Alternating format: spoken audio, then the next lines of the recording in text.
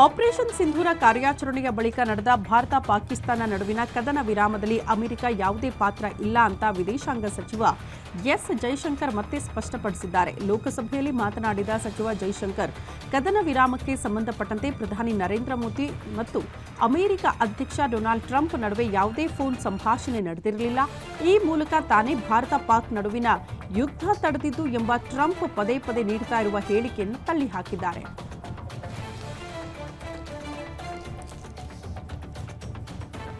ಜೈಶಂಕರ್ ಹೇಳಿಕೆಗೆ ಅಪಸ್ವರ ಎತ್ತಿರುವ ವಿಪಕ್ಷಗಳ ವಿರುದ್ಧ ಕೇಂದ್ರ ಗೃಹ ಸಚಿವ ಅಮಿತ್ ಶಾ ಲೋಕಸಭೆಯಲ್ಲಿ ಕೆಂಡಾಮಂಡಲವಾದರು.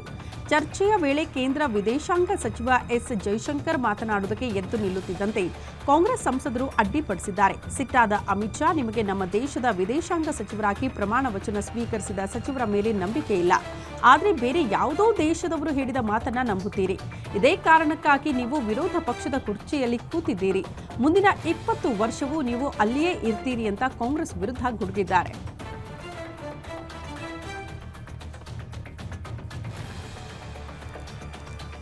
ಆಪರೇಷನ್ ಸಿಂಧೂರದ ಬಗ್ಗೆ ಸದನಕ್ಕೆ ಮಾಹಿತಿ ನೀಡಿರುವ ಕೇಂದ್ರ ರಕ್ಷಣಾ ಸಚಿವ ರಾಜನಾಥ್ ಸಿಂಗ್, ಪಹಲ್ಗಾಮ್ ದಾಳಿಯ ನಂತರ ನಮ್ಮ ಸಶಸ್ತ್ರ ಪಡೆಗಳು ಕ್ರಮ ಕೈಗೊಂಡವು. 100ಕ್ಕೂ ಹೆಚ್ಚು ಭಯೋತ್ಪಾದಕರು ಅವರ ಟ್ರೈನಿಂಗ್ ಕ್ಯಾಂಪ್ಗಳನ್ನು ಗುರಿಯಾಗಿಸಿಕೊಂಡಿದ್ದ 9 ಭಯೋತ್ಪಾದಕ ಮೂಲ ಸೌಕರ್ಯ ತಾಣಗಳ ಮೇಲೆ ದಾಳಿ ನಡೆಸಲಾಯಿತು. ಈ ಕಾರ್ಯಾಚರಣೆ ವೇಳೆ S-400 ಆಕಾಶ ಕ್ಷಿಪಣಿ ವ್ಯವಸ್ಥೆ, ವಾಯು ರಕ್ಷಣಾ ಬಂದೂಕುಗಳು ಬಹಳ ಉಪಯುಕ್ತವಾಯಿತು ಅಂತ ಸಾಬೀತಾಯಿತು. ಪಾಕಿಸ್ತಾನದ ದಾಳಿಯನ್ನು ಇವುಗಳು ಸಂಪೂರ್ಣವಾಗಿ ವಿಫಲಗೊಳಿಸಿದವು ಅಂತ ರಾಜನಾಥ್ ಸಿಂಗ್ ವಿವರಣೆ ಕೊಟ್ಟರು.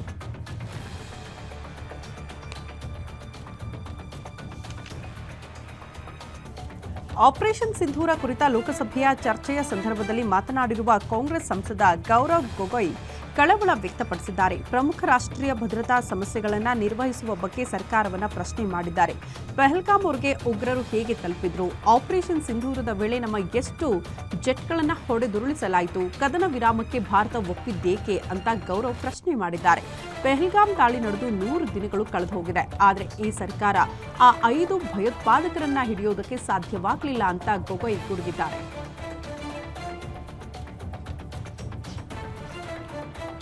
ಪಹಲ್ಗಾಮ್ನಲ್ಲಿ ನಡೆದ ಭಯೋತ್ಪಾದಕ ದಾಳಿಗೂ ಪಾಕಿಸ್ತಾನಕ್ಕೂ ಸಂಬಂಧ ಇದೆ ಎನ್ನುವ ಸರ್ಕಾರದ ಪುರಾವೆಗಳನ್ನು ಕಾಂಗ್ರೆಸ್ ನಾಯಕ ಪಿ ಚಿದಂಬರಂ ಪ್ರಶ್ನೆ ಮಾಡಿದ್ದಾರೆ. ಸರ್ಕಾರ ಭಯೋತ್ಪಾದಕರನ್ನ ಗುರುತಿಸಿದ್ದಾರೆಯೇ?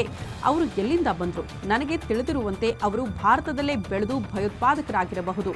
ಅವರು ಪಾಕಿಸ್ತಾನದಿಂದ ಬಂದವರು ಅಂತ ನೀವು ಯಾಕೆ ಭಾವಿಸ್ತೀರಿ ಅಂತ ಅದಕ್ಕೆ ಯಾವುದೇ ಪುರಾವೆಗಳೂ ಕೂಡ ಇಲ್ಲ ಅಂತ ಹೇಳಿದ್ದಾರೆ.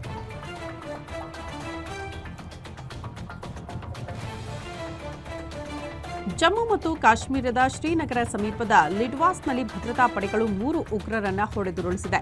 ಆಪರೇಷನ್ ಮಹದೇವ ಹೆಸರಲ್ಲಿ ಕಾರ್ಯಾಚರಣೆ ನಡೆಸಿರುವ ಸೇನೆಯ ವಿರುದ್ಧ ಅವಿತುಕೊಂಡಿದ್ದ ಉಗ್ರರ ದಾಳಿ ನಡೆಸಿರುವ ಬಳಿಕ ಎನ್ಕೌಂಟರ್ ಆರಂಭವಾಯಿತು. ಈ ವೇಳೆ ಕನಿಷ್ಠ 3 ಉಗ್ರರು ಹತರಾಗಿದ್ದಾರೆ ಅಂತ ಮೂಲಗಳು ತಿಳಿಸಿದೆ. ಅದರಲ್ಲಿ 2 ಪಹಲ್ಗಾಮ್ ದಾಳಿಯಲ್ಲಿ ಭಾಗವಹಿಸಿದವರು ಅನ್ನೋದು ತಿಳಿದುಬಂದಿದೆ.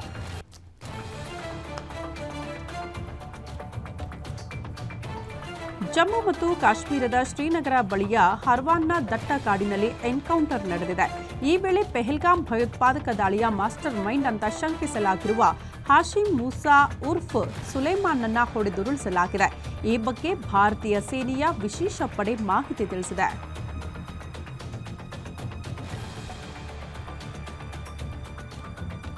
ಯೆಮೆನ್ನಲ್ಲಿ ಶಿಕ್ಷೆಗೆ ಗುರಿಯಾಗಿದ್ದ ಕೇರಳದ ನರ್ಸ್ ನಿಮಿಷಾ ಪ್ರಿಯಾ ಬಿಡುಗಡೆಯಾಗಿ ಮಗಳು ಮತ್ತು ಪತಿ ಮನವಿ ಮಾಡುವುದಕ್ಕೆ ಯೆಮೆನ್ಗೆ ತೆರಳಿದ್ದಾರೆ.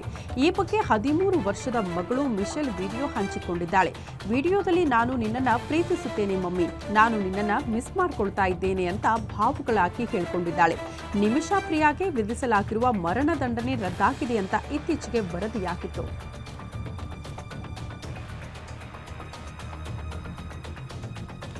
ಬ್ಯಾಡ್ಮಿಂಟನ್ ಆಡುತ್ತಿದ್ದ 25 ವರ್ಷದ ಯುವಕನೊಬ್ಬ ಹೃದಯಾಘಾತದಿಂದ ಕುಸಿದು ಬಿದ್ದು ಮೃತಪಟ್ಟಿದ್ದಾನೆ. ಈ ಘಟನೆ ಹೈದರಾಬಾದ್ನ ಉಪ್ಪಲ್ ಕ್ರೀಡಾಂಗಣದಲ್ಲಿ ನಡೆದಿದೆ. ಮೃತ ಯುವಕನನ್ನ 25 ವರ್ಷದ ಗುಂಡ್ಲಾ ರಾಕೇಶ್ ಅಂತ ಗುರುತಿಸಲಾಗಿದೆ. ಒಳಾಂಗಣ ಕೋರ್ಟ್ ಒಂದರಲ್ಲಿ ಬ್ಯಾಡ್ಮಿಂಟನ್ ಆಡುತ್ತಿದ್ದಾಗ ಯುವಕ ಕುಸಿದು ಬಿದ್ದಿದ್ದಾನೆ. ಈ ದೃಶ್ಯ ಕ್ಯಾಮೆರಾದಲ್ಲಿ ಸೆರೆಯಾಗಿದ್ದು ಸೋಷಿಯಲ್ ಮೀಡಿಯಾದಲ್ಲಿ ವ್ಯಾಪಕವಾಗಿ ವೈರಲ್ ಆಗ್ತಾ ಇದೆ.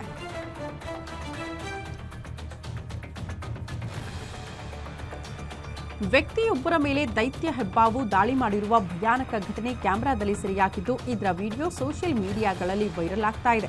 ವ್ಯಕ್ತಿ ಹಾವನ್ನ ರಕ್ಷಣೆ ಮಾಡೋದಕ್ಕೆ ಪ್ರಯತ್ನ ಪಟ್ಟಾಗ ದೈತ್ಯ ಹೆಬ್ಬಾವು ದಾಳಿ ಮಾಡು ಕೆನ್ನೆಗೆ ಕಚ್ಚಿಬಿಟ್ಟಿದೆ. ಕೊನೆಗೆ ಹರಸಾಹಸ ಪಟ್ಟು ಅಲ್ಲಿದ್ದ ಜನ ಅಪಾಯಕಾರಿ ಹಾವಿನಿಂದ ಆ ವ್ಯಕ್ತಿಯನ್ನ ರಕ್ಷಣೆ ಮಾಡಿದ್ದಾರೆ.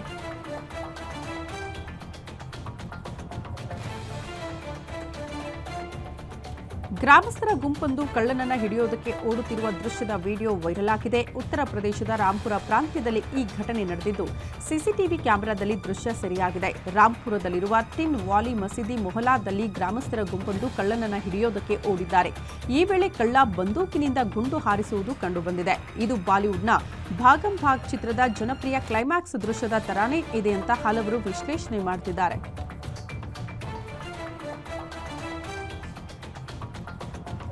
ಸೀರೆಯುಟ್ಟು ಯುವಕನೊಬ್ಬ ಪೊಲೀಸ್ ಅಧಿಕಾರಿಯೊಂದಿಗೆ ಅಶ್ಲೀಲ ರೀಲ್ಸ್ ಮಾಡ್ತಾ ಇರುವ ವಿಡಿಯೋವೊಂದು ಸೋಷಿಯಲ್ ಮೀಡಿಯಾದಲ್ಲಿ ಸಖತ್ತು ವೈರಲ್ ಆಗಿದೆ. ಉತ್ತರ ಪ್ರದೇಶದ ನೋಯ್ಡಾದಲ್ಲಿ ಈ ಘಟನೆಯಾಗಿದ್ದು, ನೋಯ್ಡಾದ ರಾಷ್ಟ್ರೀಯ ದಲಿತ ಪ್ರೇರಣಾ ಸ್ಥಳ ಎಂಬಲ್ಲಿ ಈ ಘಟನೆ ಆಗಿದೆ. ಇದು ಸೂಕ್ಷ್ಮ ಮತ್ತು ಸಾಂಕೇತಿಕ ಸ್ಥಳ ಅಂತ ಪರಿಗಣಿಸಲ್ಪಟ್ಟಿದ್ದು, ಈ ಕಾರಣದಿಂದಾಗಿ ಅಶ್ಲೀಲ ವಿಡಿಯೋದಲ್ಲಿ ಭಾಗಿಯಾದವರ ವಿರುದ್ಧ ಕಠಿಣ ಕ್ರಮ ಕೈಗೊಳ್ಳಬೇಕು ಅಂತ ಹಲವರು ಆಗ್ರಹಿಸಿದ್ದಾರೆ.